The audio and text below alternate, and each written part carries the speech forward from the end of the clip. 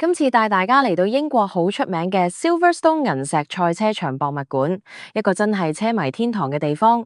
如果你係 F1 比賽時進入賽車場嘅話，當日係可以免費進入呢一個博物館。一入到銀石博物館大堂，就已經有驚喜迎接你。望上天花，竟然有架真 F1 賽車吊咗喺半空，呢架就係 Mercedes-AMG 嘅 W7。當年由 Lewis Hamilton 駕駛過嘅冠軍車，夠晒霸氣。博物館未正式開始，你已經感受到賽車世界嗰種震撼。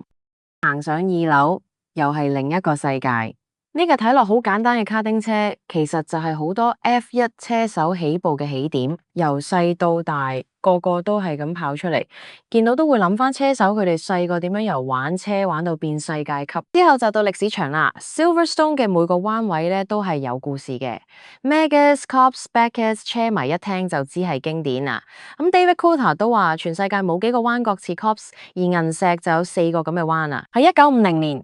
F1 第一場正式世界錦標賽就喺銀石開波，睇住呢張黑白相真係有種歷史感。Alfa Romeo 領放，觀眾坐到滿晒場㗎。當年第一場銀石比賽已經咁誇張，可以睇到英國人對賽車真係好熱情啦。銀石唔止歷史場，仲一路不斷進化㗎。場上清楚見到賽道唔同年代點樣改動，由舊時嘅簡單跑道到依家國際級複雜彎角，唔止 F1， 仲有 MotoGP、耐力賽等賽事都有喺呢度比賽過。轉個彎又有啲懷舊味啦。呢面牆全部都係60、70年代英國賽車貼紙，睇落雖然係文青擺設，但其實每張都代表住一段歷史、一個車隊、一場比賽。嚟到最懷舊嘅展區，大家可以見到戰後年代嘅英式賽車，現場仲有互動體驗，可以坐上經典老車影相，感受一下50年代點樣開 Formula 車。落到主展廳，唔同年代、唔同種類嘅比賽車齊晒，有 Formula， 有24小時耐力賽戰車，仲有展示埋車手獎盃同戰衣，話你知賽道背後幾咁熱血。呢個展廳焦點之一，當然係呢套 Lewis Hamilton 嘅戰衣同頭盔，擺喺玻璃櫃中間，好似聖物咁樣。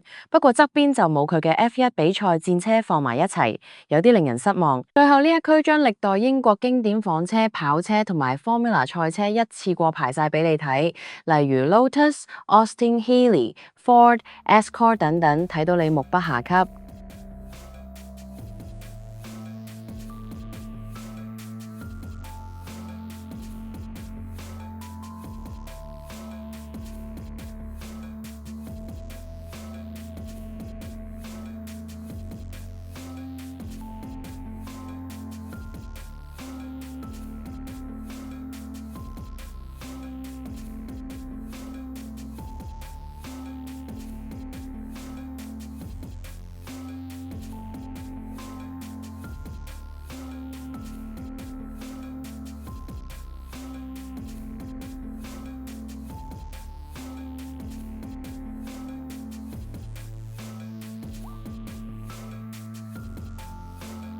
參觀完晒展覽，一定要去博物館商店，入邊啲書真係不得了㗎，由 Red Bull、Mercedes、Ferrari 到 Pit Lane 嘅相關書籍都有，仲有 Max Verstappen 同埋 F1 歷史書，隔離仲有好多精品，可以話係車迷天堂。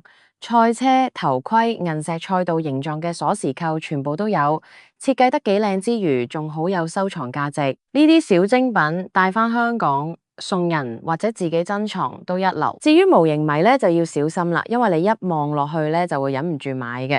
好似呢一套 McLaren MCL 38一套2部車，而且價錢唔算太貴，買返去擺喺書架上面真係幾唔錯。當然仲有其他車隊，好似 Mercedes、Ferrari 都有得買。